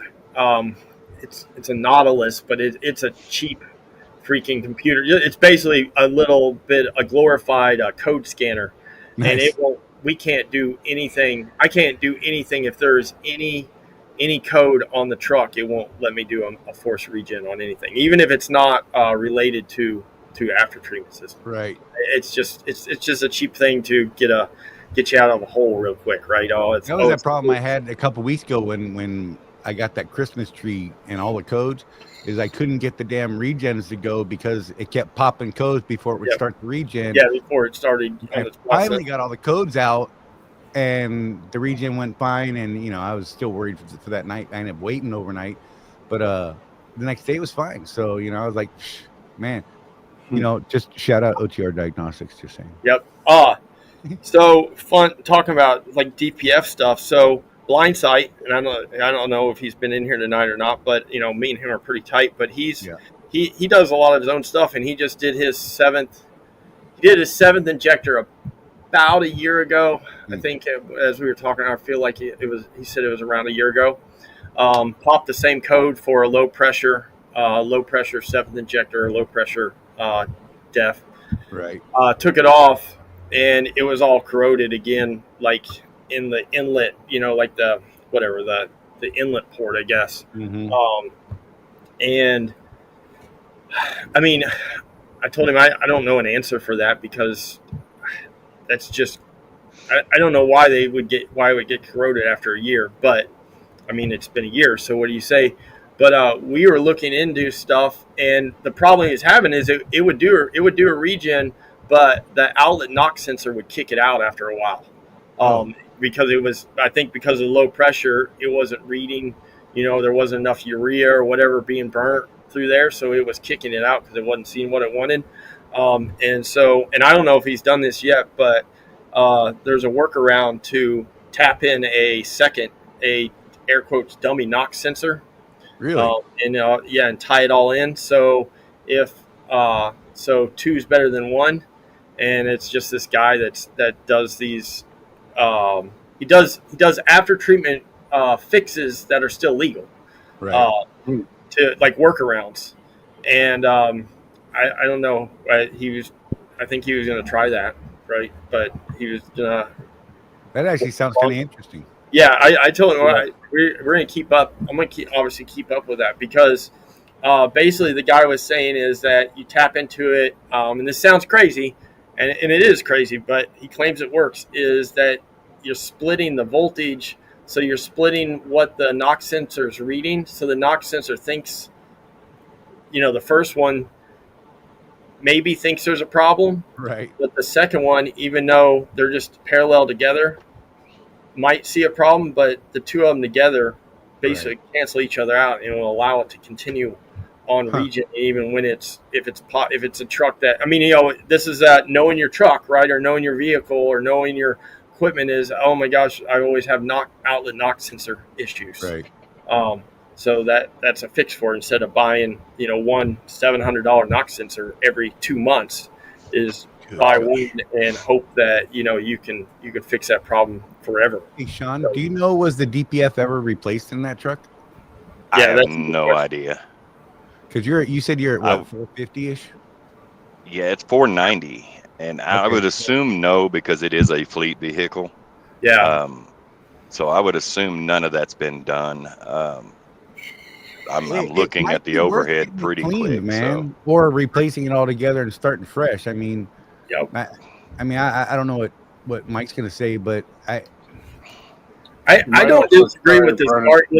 It's just a cost factor, right? I mean, right. It's what I tell Blindsided, when we talk about this stuff, because he's always trying to kind of find a workaround. I don't want to make him sound. I don't know what you're talking about. Him sounding like he's trying to work around everything, but like he had ABS issue, a couple months back, and he was having it was a module, but then we finally broke it down and found out that there was a speed sensor issue on the trailer, and that kicked off a whole bunch of fucking codes, blah blah blah. Anyways, but that's what I told him, hey, you're probably money ahead just you're buying the new module, and it wasn't super expensive, but I mean that's super expensive being, or not being super expensive being, like it was like $600 something, and then potentially is going to have to be programmed at a dealer, so there's another 200 or whatever it is, right?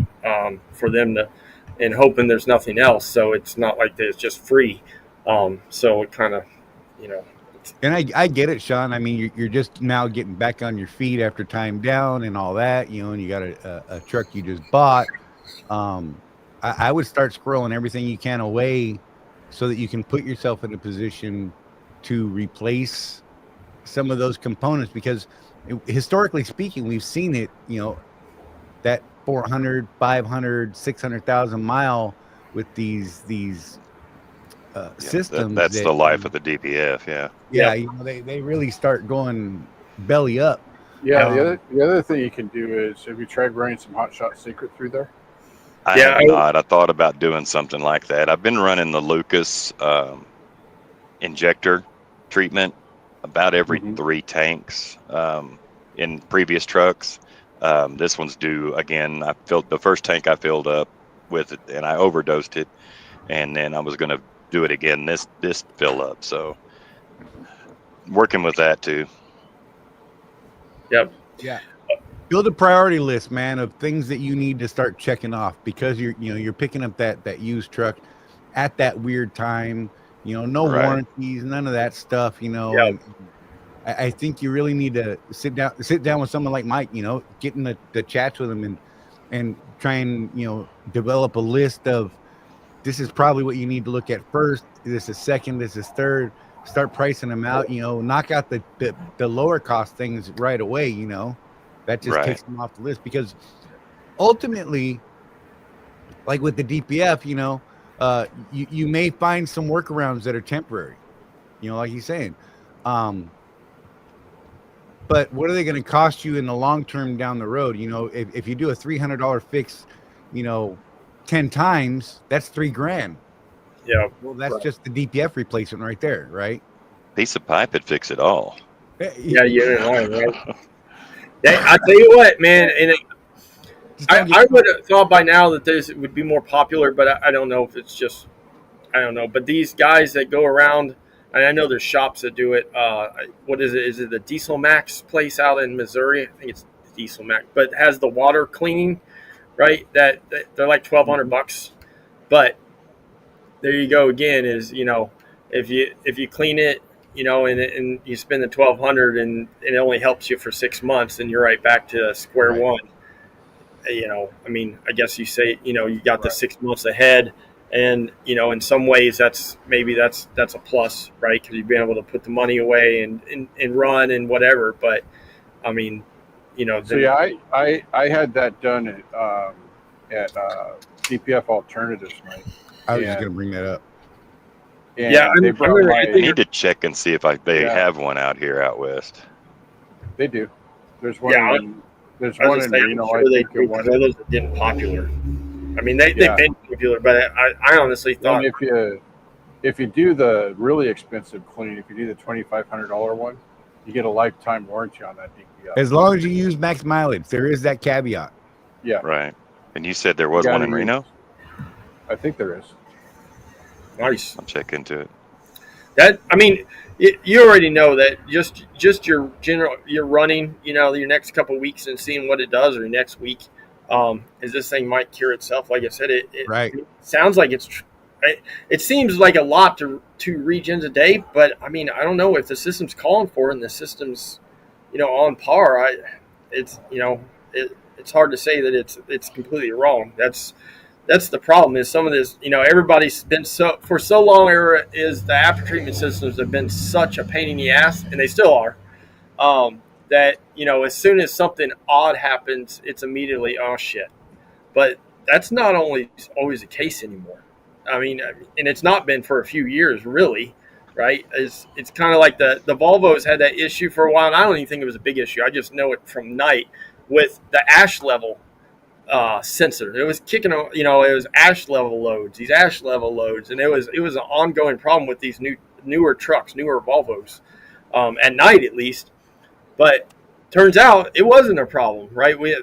I didn't, but the big wigs at Volvo, the bigger techs out in Phoenix and stuff, talked to people at Volvo, and they're like, no, this is it's supposed to be doing this, and Right. as time went on, and we learned that hey, that throwing this ash load codes and all, and actually doing the regens and cleaning out your ash load or putting new sensors in it and trying to get the ash load out of it, it made it where they had no DPF problems.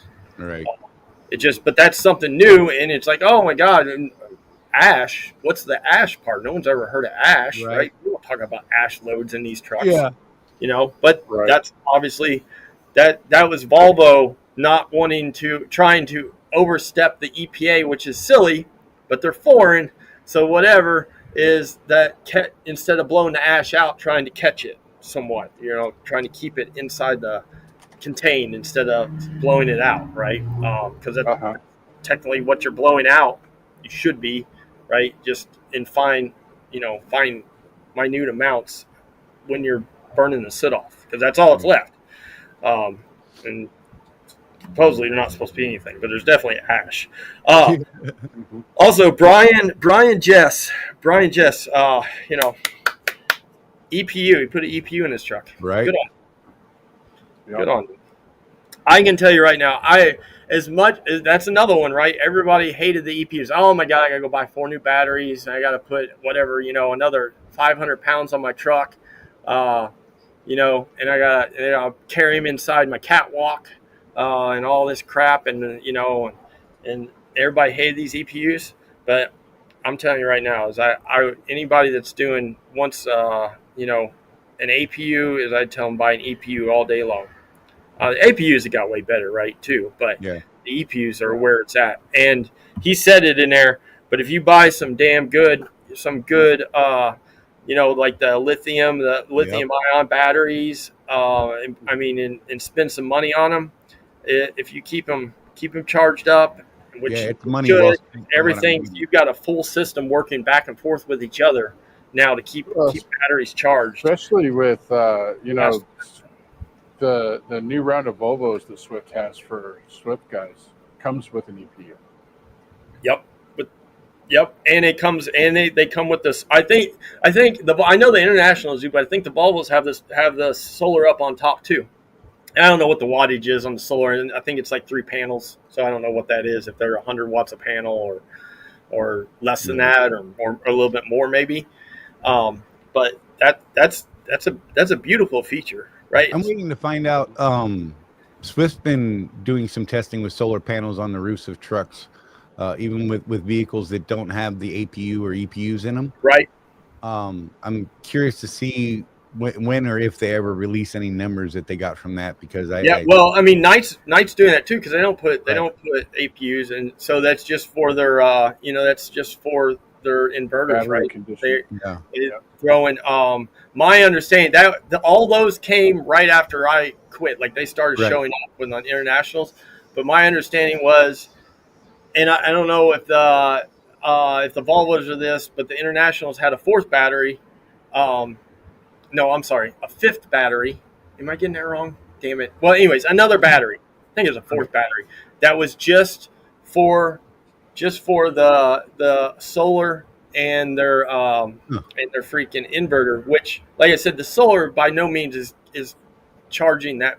Well, I don't know. I say that it's if you're heavy loading the inverter at night, you're probably not keeping both of them together charged up. But I mean, that being said, I wonder if it's tapped into a start module type thing. If they're isolating that fourth one just for starting power, because you're using it, all the money they spent on jump starts, right? Because reasons. Maybe that solar system. I'll have to see if I can reach out to someone and find out what they're doing. I mean, and there's probably people in the chat, and again, it's just this world we're in now, right? That, but like, as crazy as it sounds, is I'm into, because a couple of the guys, right, that online that I know are big campers, so I follow a lot of these, these guys that run solar and stuff, and that are off grid, basically, in their vehicle, and man. I mean, these solar panels now that you can just lay out. I realize, like at a truck stop, you can't just lay them next to you because some idiot's going to run right over them. But I mean, in all reality, I get it. A lot of us aren't fit enough, but if you can, and I know it's at night a lot, but if you can figure out a way to toss them bad boys up on top of your trailer, right? Because they got fold out, 5 and 6, and that fold out that are producing 1,200 watts, every third hour on a sunny day. I mean, that's crazy on a, that'll run. I mean, that'll run your EPU with no battery power, right? And like I said, I realize you probably need a full day, and you need and it so it has to be on a restart weekend or whatever it might be. I mean, even if it's just once a week. And they don't take up very much space. I mean, they do take up space because they're big and long. So you they're tuck them on top of your bunk, right? And they're as big as you, so that's space. But that'd be fun to fabricate something. I'm just my brain. Charlie, that's one of the things I have in my Western Stars and APU. Got it in the last 10 minutes. Oh, this guy. You know what? Okay, and so is it Sean? Full send Sean, right? You said that. Sorry, you said it a million times. He said about the lithium batteries exploding? I don't know. I think if you take care of it, it's not a problem. Yeah, it's kind of like anything, right? I think that's it's like it's becoming more of a myth now. I don't know, 4 or 5 years ago, I think that you're probably right, but I mean, I run lithium batteries and everything, right? I've got a brand new Snap-on. I bought their high torque impact right Monday on the Snap-on truck, and it came with 2 batteries, and I have a third battery on it, and it's been chilling in my in my car in direct sunlight, right, since Right. Monday. What's today? Tuesday. Well, A day and a half because it's the- Tuesday or a day. Yeah. But I mean, I don't know. I run lithium on all Yeah. now. I didn't do it, but I have seen a Milwaukee battery explode. But that's somebody dropped it, it's cracked, Right. explodes into water. Lithium on its own doesn't really explode. It's water. Now, of course, moisture. I would assume high humidity, condensation will cause that. So, I mean, that's effects that we see are day to day. So, If the battery case itself is in good shape and it's not getting banged around and they're secured, you shouldn't see that. Short of a major accident that sends your battery flying and splits it open, like on the electric cars, right? yep. Yeah. Well, I There was you gonna go. say, Chris the- Hamilton. There it is. Oh, there it is. Yeah, there he is. There, Chris Hamilton. Yeah, bingo, right there, man. Look, my dad's 83 years old, right? He's old school. He doesn't, as of Sunday, right? He was going to go to a hot rod show and call me at 9 a.m. saying, "Hey, you think it's going to rain? I got to drive 45 miles south." And his 37 doesn't have a wiper on it, right? Right. So he doesn't want to drive, which I don't blame him. And I'm like, "You've got a fucking iPhone 16. Why are you calling me?" Right? Like, you can have weather updates every 30 seconds. But he doesn't believe in that. He doesn't believe that shit. He doesn't use GPS, right? He doesn't believe the GPS when they're talking to him. But as crazy as it is, you go to his house and his fucking his battery tenders on his cars have fucking little baby solar panels that I don't know are 8 by 10, 10 by 12. They're not very big, right? They're bigger, maybe a little bigger than a sheet of paper, so they're probably like 10 by 12s that are tossed outside the garage on a wire that he's got crushed, right? So he doesn't have to put them in. I mean, it's That's funny. But yeah, that's where it's at. And Brian, I see the 12-volt inverter generator. Oh, that's amazing. See that's where it is when you get the EPU, right? Then do the little add-ons and common sense. And everybody that's in your feed already knows this, right? Like, I'm not talking to y'all. Maybe we're just throwing ideas out, but yeah, buy the little inverter that you wire up there that tells you when freaking where your batteries are at, Right. And like you said, it kicks everything on. It switches back and forth. That's amazing. There's a guy in our NFG channel. I say I haven't been in there in a year and a half, so I'm not part of it anymore. But that bought an EPU, Cascadia 2018-ish, bought an EPU, put in the expensive ass batteries, and that was it. He fell in love with it. He sold the truck last year, and he's driving local now. But what's that? 6 years? Never changed batteries in his truck or for the EPU. No idle time. Right? I don't ever remember him saying anything about having AC, being too hot or too cold while he was sitting. And never ran the truck. Right? So, it's a trip for sure. And that's an older one, right? I mean, I think he bought that in 20 because the truck was 2018. I feel like he got it like in 2022 because he had it for 2 or 3 years before he sold the truck. So that's somewhat. I mean, it's not an early one, but it's kind of early, right? Like the last 3 or 4 years when all that stuff's got real strong. Dude, it's daily. It changes so much better every day. It's weird. Well, just 2 years ago, 3 years ago now, driving from Salt Lake City to Reno, Nevada, we would see those Tesla trucks that were being tested burned up on the side of the road. Yep. Haven't seen that in a while. So, they're developing the technology every day. Yep. Hey. Oh. Uh-oh. No, you're good. I don't know if I'm supposed to be typing this in the secret chat or not, so I'm going to. Oh, you're good. Oh, did it go through? Yeah. Yeah, there you go. I'm sure it doesn't matter. Oh. Yeah, we need to get to Did I Don's miss it, or do I not question. see it? Oh, wait. No, it's about insurance. Oh, yeah. Hang on real quick. So that I found it. Oh, okay. Don said, since my truck is bought on a dealership in my first year insurance renewal, what's the best value on the truck? The value is brand new, 190K. So on my renewal, I can declare it as 150 or lower. Because I don't have the Swift truck that tells the value of the truck. So basically, I can declare the value of the truck is on the insurance. Look at the market value of the truck. Right. If And you you want to make sure underinsure it, that, right, you want to make sure the gap is covered. That's the main thing.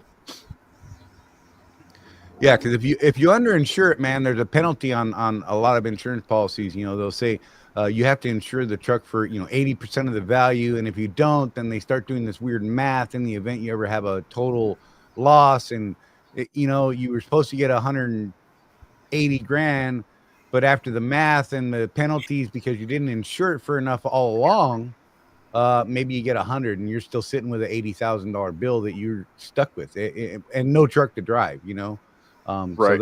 that's definitely a bad situation. Don, So I it's would say different. talk to Sandy. Yeah, talk to Sandy because this is different than someone that's leasing a truck from IAL. Right. You're absolutely right about that. Talk to Sandy over at Seabright and see what they can do. Yep. On the lease trucks, we're not able to do that because it has to do with the gap coverage, being able to cover that gap. Right. Oh yeah, because IEL is going to get their damn money. The bank is going to get their money. Yeah. One way or another, they're going for it. If they got to take your shoes and your socks, man, they're going to get it. Let's just be real. It's business, whatever. That's just wrong. Yeah. Oh Lord. Chris. Good deal. That's awesome right there. That's an awesome comment. Maybe the last part's even more awesome, but the beginning part's pretty good too. Right? Yeah, he said mine's 200 watt. It can keep the fridge running, and my dash cam running, and my truck never falls below 13.8. I've left it for 10 days once, and my truck isn't even a custom Western Star. Mm-hmm. Well, you're halfway there. Yeah. Oh, just about there, huh? They let's wrap this thing. Yep. Hey Mike, I appreciate you popping in, man. I love it. You good come in for us every time. Well, I'm glad. Like I said, I don't feel like sometimes I do much help, but hey, good conversation is good conversation at its least. Oh, absolutely. We bring questions, we say things, and we challenge thoughts, right? And that leads to progress. Let's be real. Yep. Yeah, that's it. I'll tell you what, I'm honestly happy that I don't go in a lot of chat rooms, but I laugh. I don't laugh, but I find it funny when I come in here that. Oh no, I laugh. Everybody, like most of the people in here, are doing very progressive things for their trucks, and not to say that the general world isn't, but just like Brian, right, and like Chris talking, and Sean too, right? Like he's being proactive with what's going on in his truck, so that's a plus. A lot of people won't talk about this stuff. They won't ask questions, Mike. Yeah, I can point you to one person, and we won't bring him up here, but that's a fleet of one that isn't doing that, and he's failure. He's failing, right? Because he knows it all, and he doesn't listen to the right people, and month by month you can watch the downfall of it. Me personally, I kind of like watching his downfall, but it's all because he doesn't. Some people just think they're the best, Mike, and they can't help it. Yep, facts. The best, the best of the best, right? See what I did there? I know what you did there. I know exactly what you did there. Wrong. Those who know, if you know, you know. That's right. If you know, right? All right, Mike. I appreciate you, buddy. Wrap this thing. We'll see you soon, and we'll talk to you, I'm sure. Jeff, what do you got, man?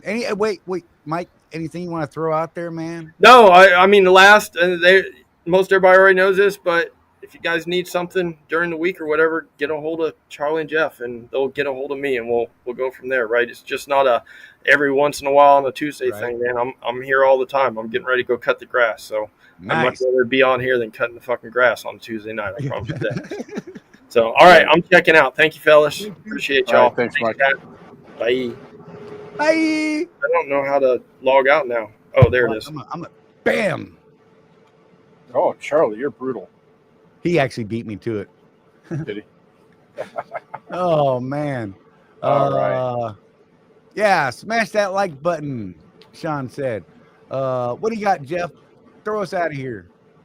Oh, you know what I got. Keep that rubber side down. And remember, with no action, there is no traction, guys.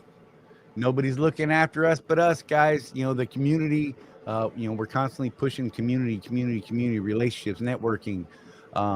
Look after each other because no one's looking after us but us. And if you need something, reach out to us during the week. Whatever, throw comments up in the videos, man. We look at those things. I'm not always super quick, but I do try to get back to some. Donna absolutely Donna is Johnny on the spot. Chat. She is always on those comments, and that actually, it's funny because I'll get notifications. Oh, Donna said this. I'm like, oh, let's go see what she's commenting on because I missed it somehow, but yeah, so you guys, we'll see you here next Tuesday, 6 p.m. Eastern time, like every week. Maybe I'll be on time. I don't know. This was so excuse me, hiccups. This was so weird for me today, man. This was an off day. It was completely crazy. Hiccups won't go away now, Jeff. And yeah, I'm just gonna push buttons and we'll see you guys soon.